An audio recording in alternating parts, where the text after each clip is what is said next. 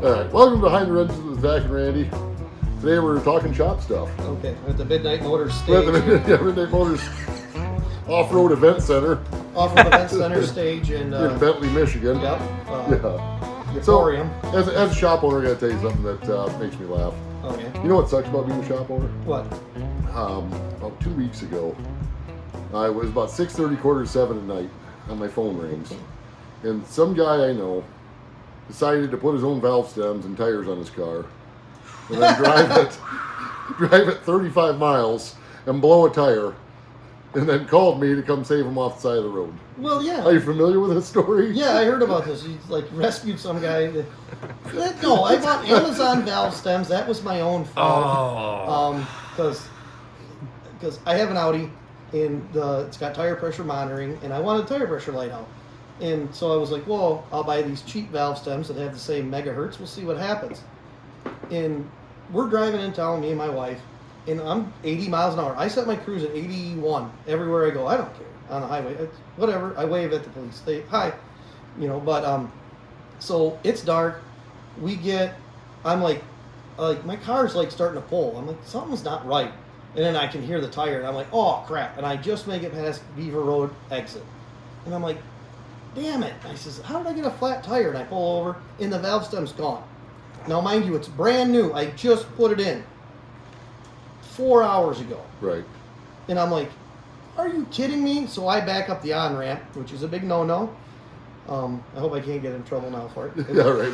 Statute of limitations are up on that right now, so you're fine. I went to another state and everything. So, you've been to Oklahoma back since then. You can't prove it was me. I back up to the gas station, and I'm like, I don't have a spare tire because that car's got a stupid space. It's not like a space saver spare, but it's a smaller one. And I'm like, are you kidding me? I'm like, so I call our buddy Josh, who's at dinner with his girlfriend or parents or whatever. Friend, it's a girl, and her grandmother. And I'm like, hey, I'll just wait. And he's like, you're not going to be able, we just started eating. I'm like, okay, screw it. And I'm like, I'll call Zach. I told him he should have flipped the table over and ran out the door. Well, he pretty much I gotta did. go. That's the best part was, I get a hold of Zach, and I'm like, hey, my spare tire's here. Just grab the impact and throw your jack in there and whatever. Yeah, and he came right down. But Josh beat him there from the restaurant. I'm sitting there, me and my wife are just sitting in the car. He'd been there already? Yeah, we're looking at Facebook on our phones and stuff. Well, I had to leave here and drive 25. Well, I had to back the truck up, load up the tools. I know. Drive to your house, go get some tires. You should have a tool truck for this. I should have a tool truck. I do. I just bought one. I bought a 14. It's in bad shape, but it's a 14. The heck is that thing? One of them Ford Transits. Oh, but it's a little one. Yeah, it's a little Transit. Yeah, city Transit. Yeah, whatever it is, it's a smaller one, the long wheelbase version of it. Yeah. Well, like I said, if you would have had that ready, I'd have had that ready. I'd have been gone. Been all right. Whatever. Anyways, but we're sitting there waiting for Zach to show up, and I know it's a half hour, easy half hour plus all the screwing around. I'm not, whatever. Right, I know. And I'm like, what am I gonna do? What am I gonna do? I'll sit right here. I'm gonna be upset at myself for buying an Amazon valve stem. You idiot! Screaming at myself out in the parking lot like a crazy person. Okay, well, I'm glad you bring up the Amazon valve stem thing, because here at the shop, I have had handfuls of people. I don't install customer supplied parts. I know. I've had people bring me parts, and they're like, "Oh, just put this on." And the reason I don't do it, and there's a handful of reasons I don't, but I had a guy come in one time. He had bought an O2 sensor for his truck, and he says, "We charge me to put it on." I said, "I don't know, man, $50. I don't know. I'm like, that's all you need done. That's all I need. Okay." No. I pulled it in, put the O2 sensor in, parked it back outside. Truck ran like crap. Yeah, ran like shit. Called him up, said, "Hey, truck's done." He says, "Does it run bad still?" "I don't know. Sure, yeah, it runs like crap." "Well, what's wrong with it?" "I don't know. You told me to put an O2 sensor in it." So I did. And he's like, "Well, why don't you fix what's wrong with it then?" "Okay, I guess I will. It's going to be this much money." I brought it in, had coils bad, whatever. Yeah. Replaced it all, parked it outside. I charged him, put that O2 sensor in. He come, picked it up, left. About a week later, one of his buddies was in my shop, and he says, "Hey, he's been telling everyone that you screwed him over." Like, how did I screw him over? He's like, "He put a part in his vehicle it didn't need." "Whoa, hold on a second. I put the part in the vehicle he asked me to. Yeah, I says, he brought it here, and I told that story, and he says, "Yeah, I kind of figured it was something along those lines." Well, I remember we at the dealership, the dealership life's even different because they're like, "Oh, you want us to work on your car? We'll do whatever." "Oh, you want us to put this Bed Bath & Beyond basket on your car, we'll do it. Right. No problem. They didn't care. I'll never forget it. back to Mike again. Here's the Yeah, best. So this guy brings this car in, and he's like, I want this part replaced. I want to watch you do it. This is the part that's going to fix my I'm car. going to stand here and watch you do it. Yeah. Okay, so they let this guy out in the shop, which is a big no-no. Jesus. They never should do that. If the technician's cool with it, okay, but it's safety stuff and other things like that, but whatever. They shouldn't need to be watched. We're not, we're not monkeys at a zoo. They treat us like we They are. do. but They yeah. throw, especially the throwing bananas pizza at us. Yeah, right. Yeah. But Throw more so money this at dude's it. standing over him, and he's got his arms crossed. He's sitting there like this, just staring at this guy. And he's like, "You want me to put this part on?" "Yep, that's the part it needs." Okay, puts it on, fires it up. Hey, it still runs bad. Right. And the best part was, Mike. God, I love the guy for that. He's got no reaction at all. He's just like, "Yep, still runs bad."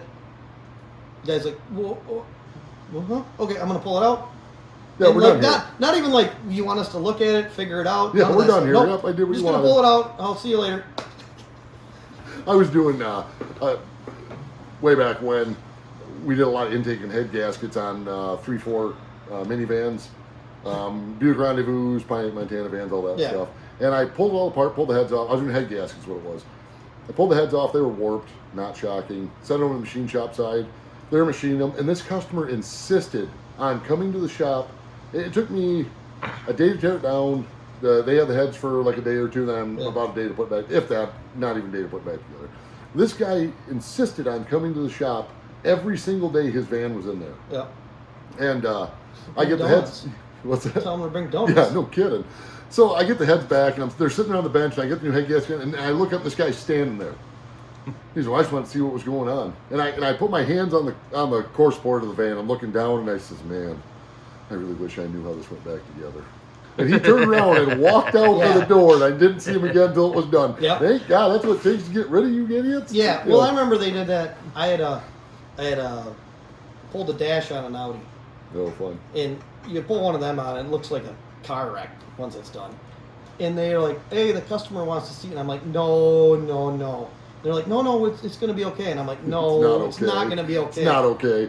And I'm like, well, they bring this little old woman out, and she's like, "Oh my God, you take as much time as you need. I'm not calling anymore and bothering you guys. Oh my God." And she left. And she was happy with it after it was done, but it was just like, it's like hit or miss, because that's the problem. You can show them what's going on, Right. and they appreciate what you're doing, or they're like, Or they lose it. they lose it, and they're like, I had a guy one time tell me at the dealership, I was like, "Hey, I said, I'm gonna have to pull your transmission and the clutch out, fix whatever." And he's like, "You ain't doing that to my car." And I says, "All right, do you want it fixed?" And he goes, "Well, I had this Ford truck. I took it to the dealership. They drilled holes in the bell housing to get to the bell housing bolts." And I went, "Well, I'm not gonna drill any holes inside your body. I'll tell you that, because I'm just not gonna do that. We're gonna do it the right way, and maybe not go to that dealership anymore." Yeah, I wouldn't go to that place anymore. I've had people come in and request that. They'll come in for a fuel pump and like Chevy truck. Let's cut a hole in the bed. Get out of here. I don't want. Yeah. Take your vehicle. You can and cut a leave. hole in your bed. Go yeah, ahead. Yeah, go home and you do it. I'm not doing. We don't play that game here. Yeah. You know, when it and I catches tell on people- fire, you're like, "Ah!" You know, I finally got to the point over the years. I've been doing this for 9 years.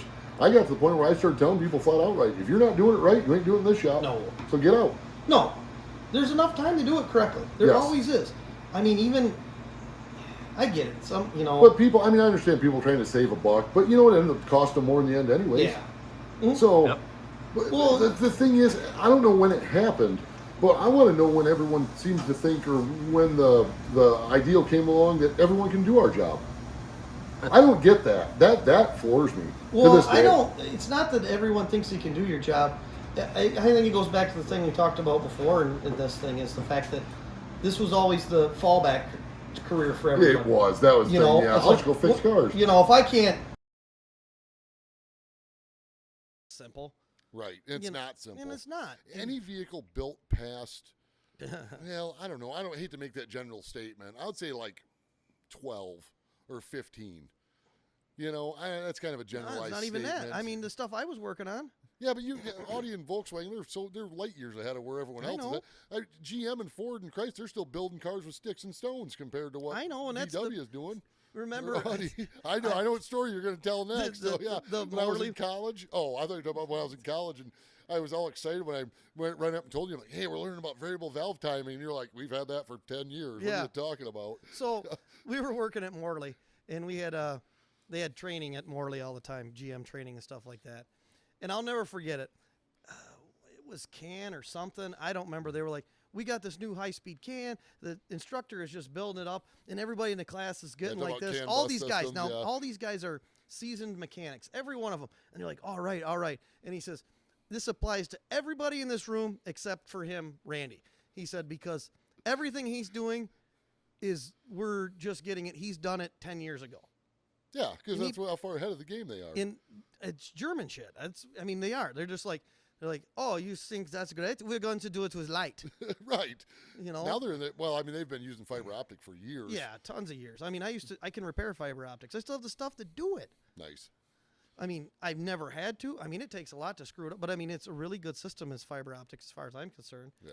You know, you can't get this high speed out of it. But You know what gets me, though, is I've heard this from a lot of people, and I know you've heard this too, and it just gets me. And it's my problem that it bothers me. It's nobody else's problem. But I hear all the time. I hear guys, they bring in their vehicles, or, you know, guys, gals, whatever, bring their vehicles in, and they say, well, if this was carbureted, I could work on it. No, you can't. Yeah, you don't even know what a carburetor looks like. All right, no. You know what my favorite one is? When the guy brings his vehicle in, guy, woman, whatever, and they would bring their vehicle into the dealership, and you're like, well, you need a cabin filter, and you need rear brakes and all this other stuff, and they're like, oh, no, my husband can do that for me. But they couldn't change the oil? Right. They're going to do all the rest of the stuff that's more difficult, but they couldn't change the oil? Yeah. Well, people in general, when it comes to automotive or the car world or anything automotive based, I don't know where people get this false sense of idea that they know what's going on. I watched all the Fast and Furious. Yeah, no kidding. And then I stayed at a Super 8 or whatever. Holiday Inn Express. Holiday I don't know about fixing cars, but I did stay at a Holiday Express last night. Yeah, they're commercials. Yeah, that's about it too. But I mean, I don't know. This is a tough industry. There are some easy aspects to it, and I don't want to downplay it to make it sound like everyone can do it. Not everyone can do this job. No. They can't. They just can't. No, because But I'm tired of people coming into my shop and telling me that they can. Yeah. I've said that to more than one customer. Why are you here? Why are you here telling me how to do my job? Are they sitting on the operating table at the in the hospital? They're like, I do this myself, but I don't have the mirrors for it at home. Right. What? Right. Well, no, you know You know what I'm going to start doing, though? I'm going to start asking customers what they do for a living. I'm going to take down their job title and then start walking into their place of business and wanting shit for free. Oh, Mark Voss used to be so good at that. That's what I'm going to do. Yep, he would be like, where do they work? What do you mean? Well, he says, if they work at like McDonald's or something, maybe I can go get a free sandwich. And they would be floored. They'd look at him like, well, you can't say that. What? You want me to come work in here and do it? Yeah. You want me to work for free, but when I need it the other way, no, it don't work. I had a guy tell me that not too long ago. He brought in a truck. It quit shifting. It shifted. Excuse me. The four-wheel drive switch shifted into neutral, and he says he comes in. It just needs a shift motor, and I said, well, why don't you let me be the technician? Yeah. And you just be the consumer. He said, well, I'm sure that's all it needs. And this is what people don't understand about these newer cars. Oh, yeah. It was a newer truck. Yep. And I went out to it, and it came in on tow truck. And I fired up, and sure as heck, it was in neutral. Okay, and I'm looking at it, but when I cranked it, or when I started it, it started slow, like it was like you could tell it almost had a battery issue. Yeah. And I'm sitting there looking at this thing, and I'm like, man, this thing acts like just it started. I'm like, something doesn't act right about this. Yeah. So I went back in the shop, grabbed jump box, walked back out. I shut the truck off, put the jump box on it, started it with the jump box on the battery that would still start it. And then held the neutral button down, and it shifted right into two-wheel drive. Drove it in the shop and scanned it, and lo and behold, low voltage codes in every module. Yeah. And I looked at the battery. The battery was 5 years old. Put my tester on it, and I had to buy, which a lot of other shop owners out there will agree with this. I had to buy years ago a digital. I've had a battery load tester with a needle on it for years. Yeah. But I bought a digital one that does printouts. Yeah. So and the reason I did that was because I'd have people arguing with me all the time. Because you put it on the battery, and it would test bad. Yeah. It still starts the car, but that was the main complaint of all the customers. Well, It they- started fine. I understand it started fine, but it doesn't have, the capacity. It doesn't to have, run. it's got 12 volts. Yeah. But it doesn't have the cranking amps it needs to do it. Right. Or it doesn't have the reserve capacity it needs to run all these.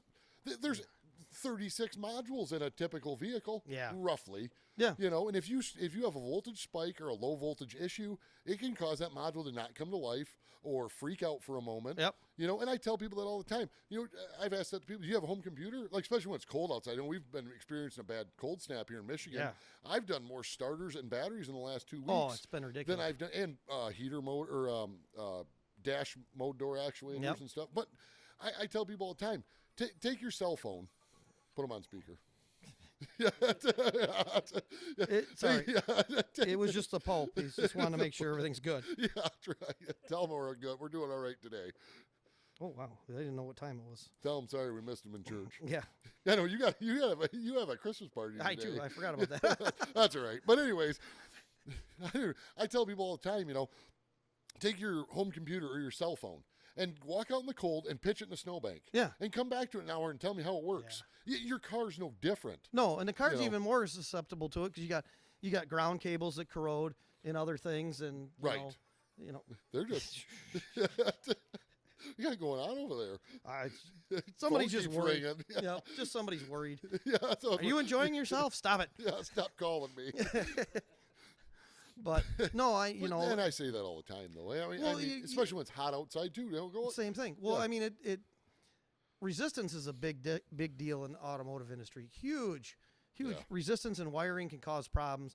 Like when we were at Morley, I used to get in that argument with people all the time because you'd have, this is a solder connection and this is a butt connector connection. I want you to cut all them solder joints out or cut all them butt connectors out, and I want you to solder that wire together. And I says, dude, stop telling people to do that. And that was a fix. Yep, and the other tech got mad at me, and he says, well, that's the proper way to fix it. And I said, you guys don't get it yet. I says, I get it.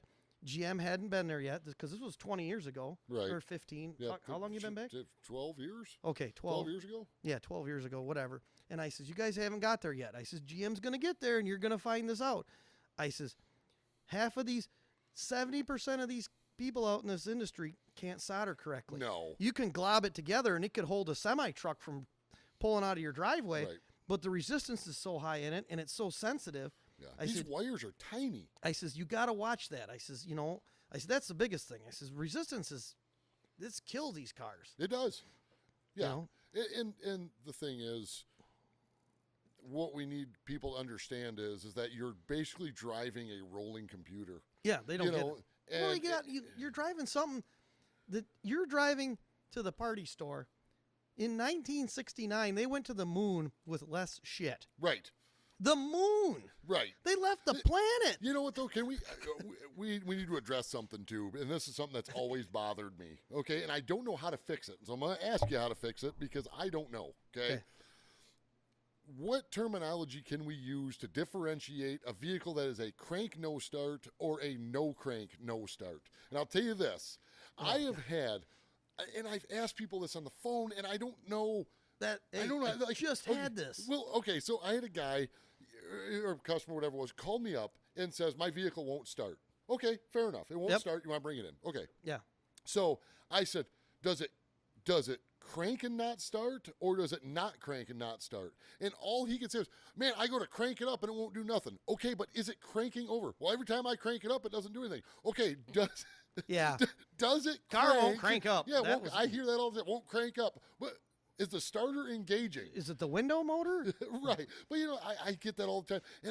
And I feel like an idiot trying to ask these people on the phone, like, explain to me what cranking up means to you. Yes. Some people see it as the key turns, but it won't do anything. Yeah. Or the key turns and the engine does something, but it don't start. Well, like I said, I had this earlier this week because, I work for the post office now and everything, and I was doing the lead tech thing, and I got a call. Hey, this truck quit. I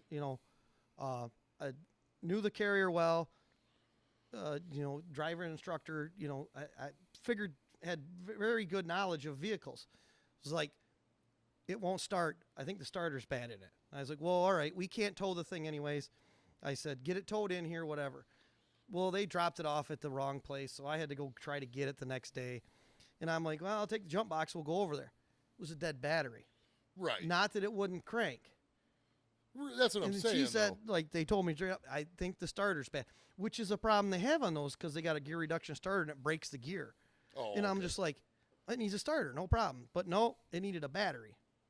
Exactly. Like, Well, I'm getting back to that truck I was telling you about. You know, that guy wanted me to put a shift motor in something that had a junk battery. Yeah. As soon as I put a good battery in it, though, everything come back to life. BCM come and I had to explain to him. And this is the thing: you try to keep it to where you can explain something to where they understand it. Yeah. And what I mean by that is like, because he told me, so I went to shift it into four-wheel drive and it shifted into neutral. And he's thinking that this knob on his dash is controlling the motor on the transfer case. And it's like, it's not. No. I said, this knob controls a module that tells this other module what to do. Yeah. I said, when you have a freak out moment right there because of a bad battery, it was -4 degrees out that day when it happened to him. I said, when this happens, this is what happens, you know, and I had to explain that to him. And I know that doesn't apply to everything out there, but No, but the problem is, like I said, getting good information. You know, I get it. Some people just don't know. They're just like, my car won't start. That's it. And you get it. And I would rather have my car won't start, I don't know, than, well, I think. Right, yeah, right. But okay. the other thing is, 2 weeks ago I had a car come in. I don't understand the diagnostics of other shops. Now, I'm not going to sit here and rag on other shops. There's stuff that I failed at, and there's stuff that I've done that misdiagnosed vehicles and stuff. Mm-hmm. Now, it doesn't happen every day, but it does happen. If you No, work on as many vehicles as we work on, you're going to miss one or if you two. can't. We're not perfect. No. But I had a car come in. It was a Ford Fusion.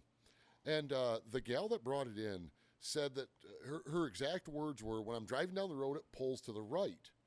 And I said, but she's only did it above 60. And I asked, and this thing, I don't think people are asking enough questions. I don't think service writers ask enough questions. Oh, they usually never do. They never do. But what I'm getting at is I said, so it's pulling? And she goes, well, it more like is a jerking sensation of the steering wheel. And her husband or boyfriend was here with her. He's like, yeah, it's really weird. He's like, it steers great. And he was telling me the story. And then said it had 4 alignments in the last year for this problem. Been to 2 different shops, had four align. I said, why are we aligning this thing so much? And she said, because it has this pull. I'm like, but is it a pull? And she goes, well, and then he was telling me, he's like, well, you'd be driving down the road and the steering wheel will just like jerk real quick to the one side and then come back straight. Yeah. And I says, well, let's take a look at it. I jumped in the car to pull it inside. They left, dropped the car off with me. I jumped in the car, fired up, go to drive in the shop. You could turn the steering wheel and you could hear something grinding in the steering column. Like, I didn't even have to take it down the road to tell you there was a problem. And I pull it in the shop, and first thing was I shook down the front end to make sure there's nothing loose. And you could hear the steering rack, so I had someone come help me. They jumped in the car, steered it back and forth while I stood underneath it. You could hear the inside of the steering rack grinding. Yeah. And it's an electric power steering rack. Yep. Now, Ford has a problem with their electric power steering racks, and I don't know if Ford's just not admitting this to anybody, but I have had multiple Fords, Fusions, Escapes, you name it, above 2014, I'd say, come in with steering wheels locked up to one side because the steering rack decided it was done. Like, they'll be turning the corner, the steering wheel will just stop. Yep. And I cannot find a bulletin or anything that even remotely addresses that concern. I of mean, a bad we got the steering problem rack. with the Mercedes. The racks get water in them and they freeze. Is that what it is? They freeze in a spot, and you're like, yeah. well, this is great. I can go around the parking lot. Yeah.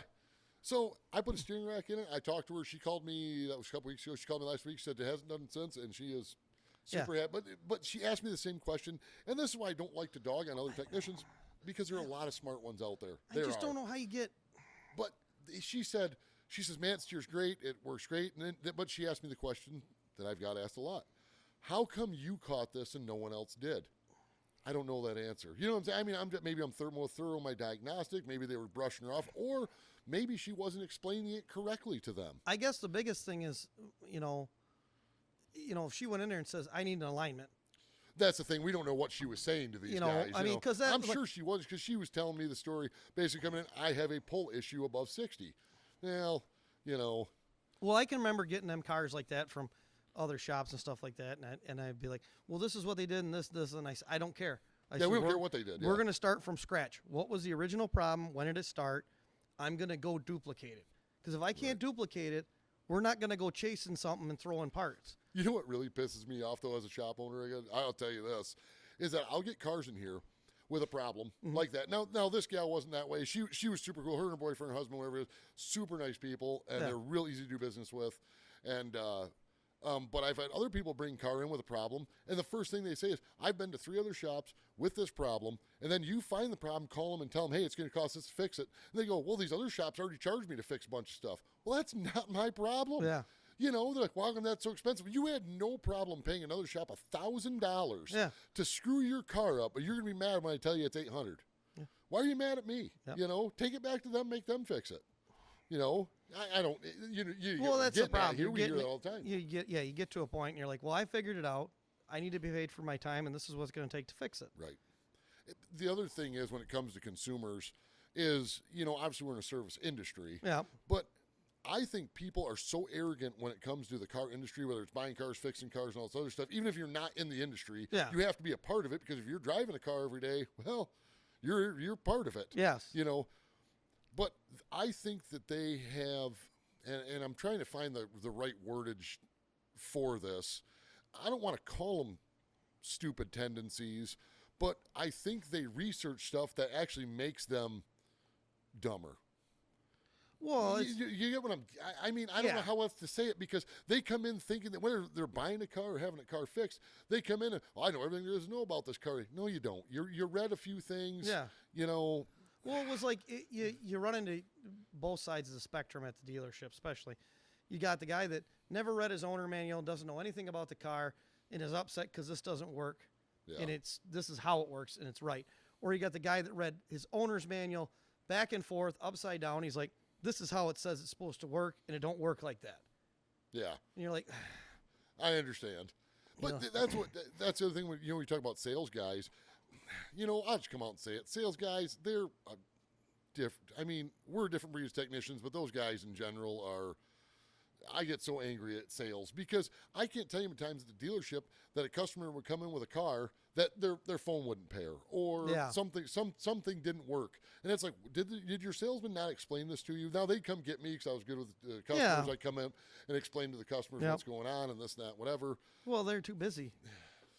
Yeah, taking trips to places. Yeah, because they sold some cars. Yep. Well, they're getting. I'll come out and say it. I don't care. I mean, I don't care how much hate I'd get for even saying this. I used to say it all the time. Sales guys, they're not like they used to be. You know, but they're also trying to. I don't even want to run down this path, but I mean, we kind of have to, because we're talking about dealerships and repair and stuff. They should be better informing their customers on what they're buying, but they're not. They're more concerned with chasing the dollar. Yeah. Which, okay, we're here to make money. We're here to make money. Yeah, but as soon as the paperwork's signed, they're done with them. They're done. They're out. They're like, that customer comes back and they're like, my radio don't work. Let me see if I can get you into the shop. I'm selling another car. I don't have time for you. Right. Yeah. As soon as that car is sold, they're done with you. Yeah. They don't care about you. They're not your friends. No. They're not nothing. I mean, they might hug you in the parking lot. Hey, we love you. Take pictures. Yeah, take pictures and put it on their website that they just sold you a car. Yeah. But, anyways, besides all that, though, I mean, like I said, I would get into that a little bit more. But, I mean, I know a lot of sales guys, and I'm not trying to downplay what they do, but my God, I get so angry at them guys sometimes. Because that's all it is. Which I understand it's sales, but it's not. The whole industry as a whole has got problems. Yeah, but like I said, like you said, the one time we talked about, I think it's a dying breed is sales, because you got Carvana and stuff like that. That stuff's going to go away. I mean, it will eventually. Make it while you can, but I mean, it's not life or death here. Right. I mean, like, as a technician, you got to fix that car so it's safe to go out into the thing. You don't got to do that. I got to sell them a car. Yeah. Or I can't go to Cabo Wabo today. But here's the other thing, though, and this is what. And I understand the business, because I understand you got to make money. Yeah. I understand that there's problem child consumers, there's problem child sales guys, there's problem child dealerships, but there's a lot of good ones. Actually, right behind you on that bench, there's a set of wheel bearings sitting up there. Yeah, I seen that. Yep, there's a guy that came in. He just bought a 2017 F-150 from a dealership. I don't know which one for. Anyways, he bought it. and it was making a clicking noise in the front end. Yeah. And he drove it, and first he wasn't sure what was going on with it. Yeah.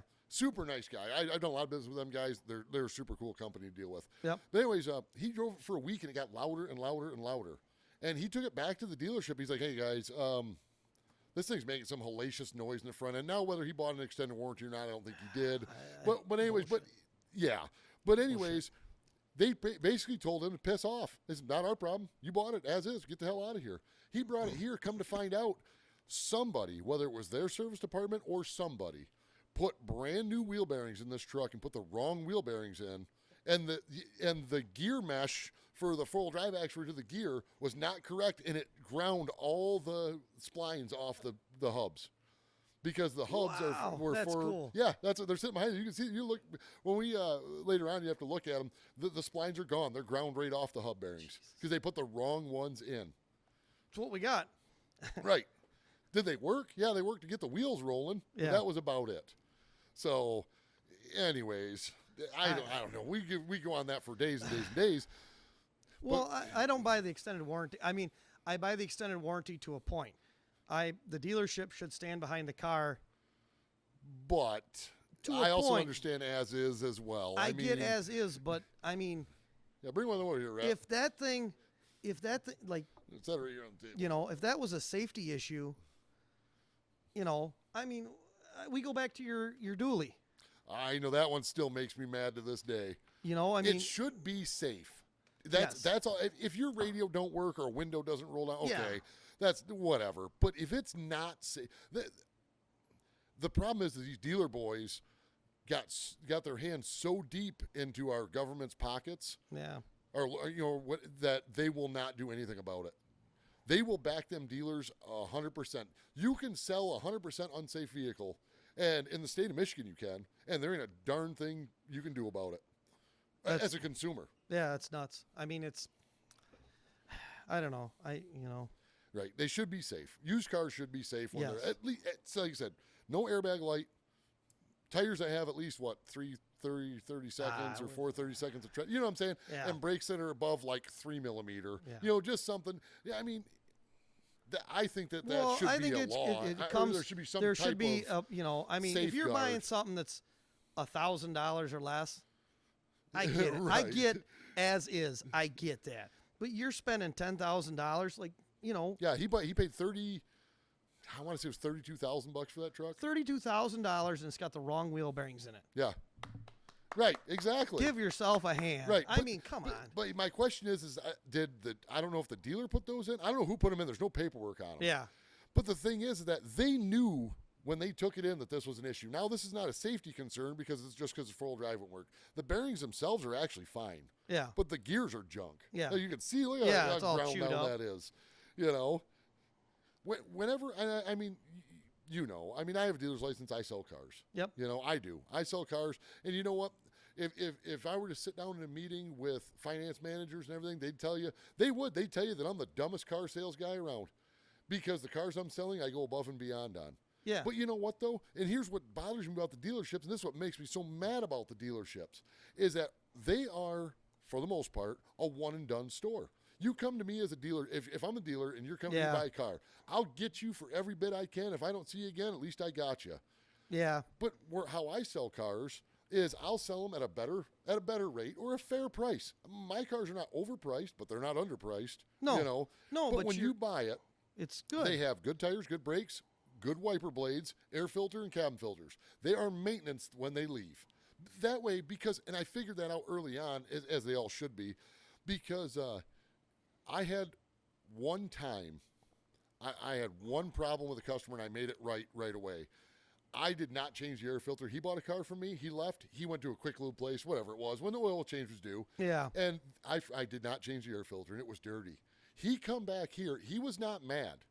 But when I was talking to him the next time, he now was under the impression that I sold him a pile of junk, even though the car was not. You know what I'm saying, though? Because that's the perception people have of cars. So now when my cars leave, they do. When you get to your first oil change, you should not be sold anything. Yeah. Depending on what you're paying for the car. If you buy a $1,000 car, if it makes it out the driveway, you're doing good. But I mean, But I've said that to just the dealers before, and the problem is they look at me crossways. I don't sell cars to people. I sell cars to families. You buy a car from me. We're all family. We're all one big family. Well, what I mean by that is that they bring back their aunts and their uncles and this. I get calls. These guys talk about keeping cars on their lot for 90 days. Oh, I've had this car for 90 days. My cars don't stay here past 2 weeks. Yeah. They're gone. Usually they're gone by the time they show up because, and I pride myself on this. I really do. Having a reputation of selling cars where people have come in and bought cars where I've had to beg them to test drive it. Like, let's go test drive this. And they said, well, we know it's coming from you. It'll be fine. I get it. But go drive it. Make sure you like this thing before before that way. There's no backseats. If you see anything, you can tell me about it. Maybe I missed something. Yep. You know? They come back in. I want to back out of this deal. Let me get with the finance manager. Hang on. Nope, can't back out. Right. Yeah, it's all me. Right. But I don't understand why dealerships don't have that. And I know why. I kind of know why they don't, because they're paying full board to each one of their departments to have this done. Plus, these dealers got to pack every vehicle to $1,000 to $2,000 on top of it. Well, I remember I was buying a car years and years and years ago. This was 20 years ago off a lot. It was an RX-7, piece of junk. And they says, well, you know, we got to get the dock fee. And I says, shove it back in the water. Yeah, right. And they're like, Yeah, what do you mean? I says, dock fee. I says, I'm giving you what you gave plus a little. I said, we're not doing any of this stuff.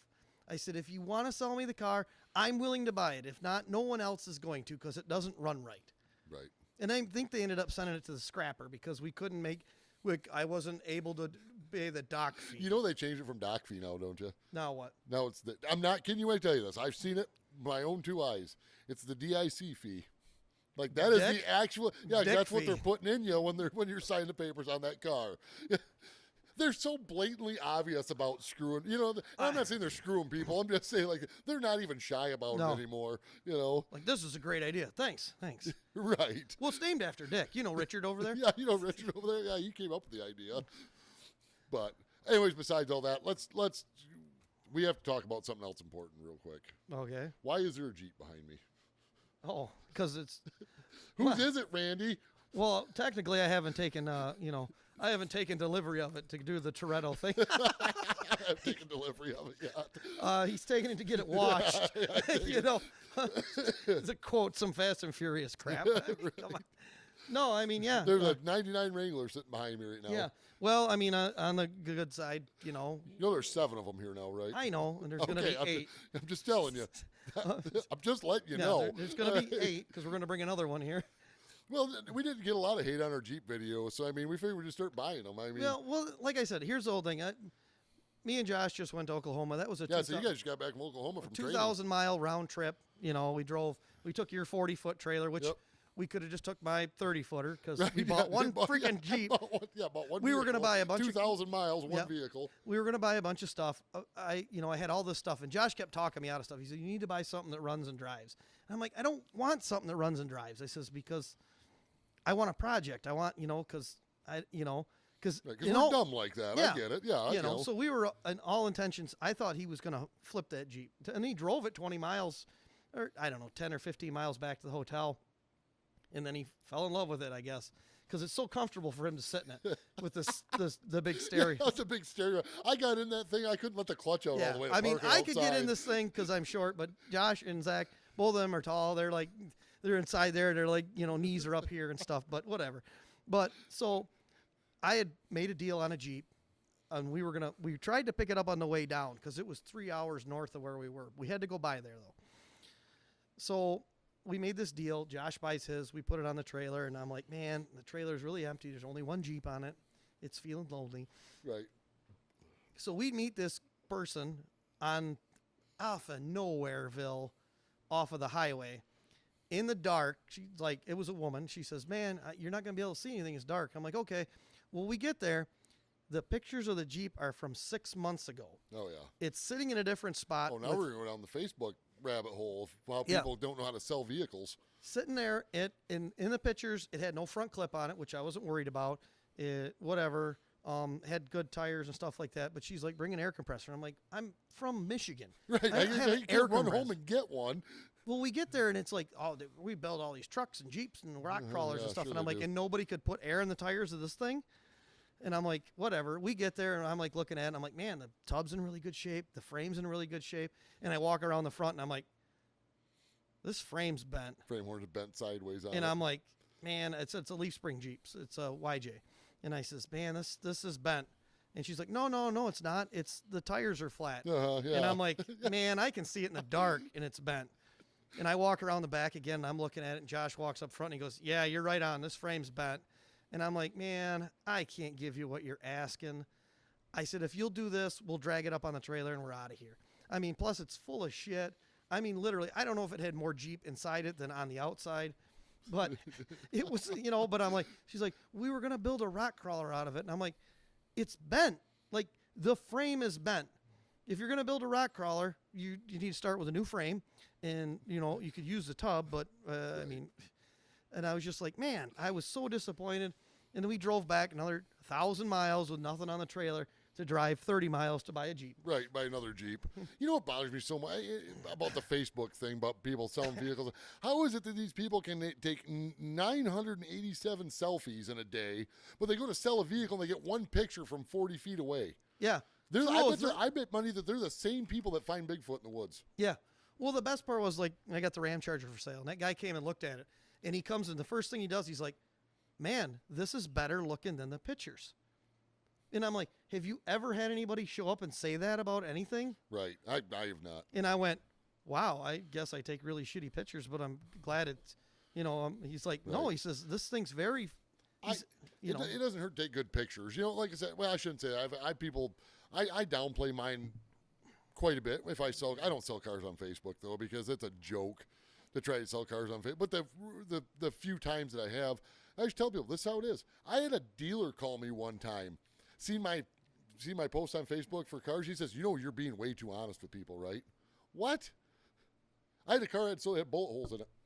Yeah. And he's like, you can't say that in an ad. People won't buy it. Yeah, they did. I sold it in 2 days. Yeah. Because I was honest. This is what it is. It's got character. Right. Yeah, it's character. Those yeah, are that's right. speed holes. Character. That's right. I don't know, but right. I know.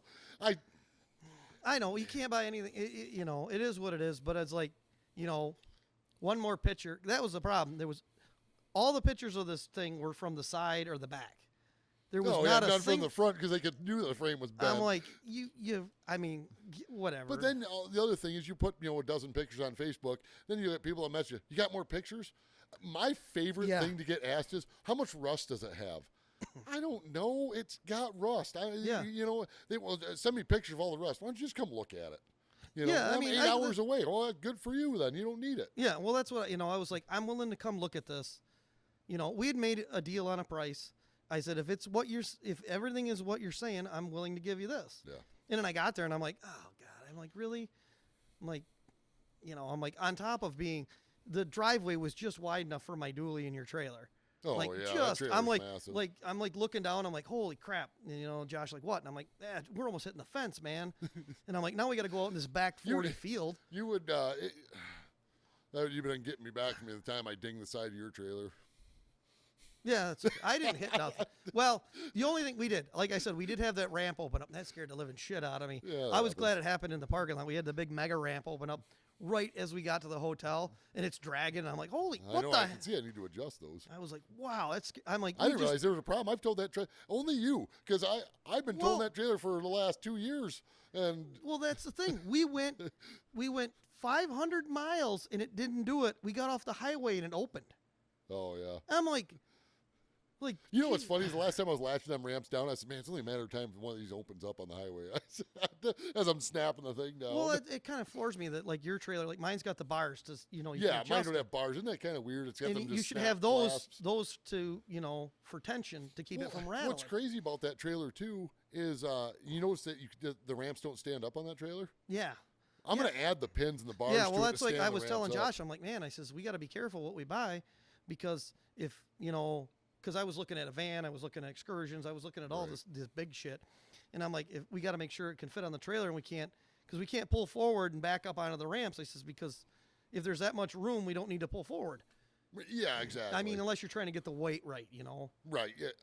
That trailer does pull nice. It pulled the axles great. are in a weird spot, but I mean, it was, like I said, it was turning a couple corners, getting used to it. Oh, yeah, it was something.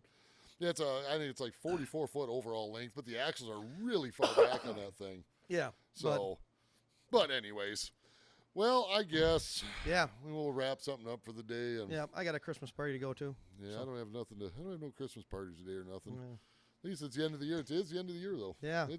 I don't know where 25 went, but yeah. Well, our next one will be next year, won't it? yeah, this one will come out just after the new year, but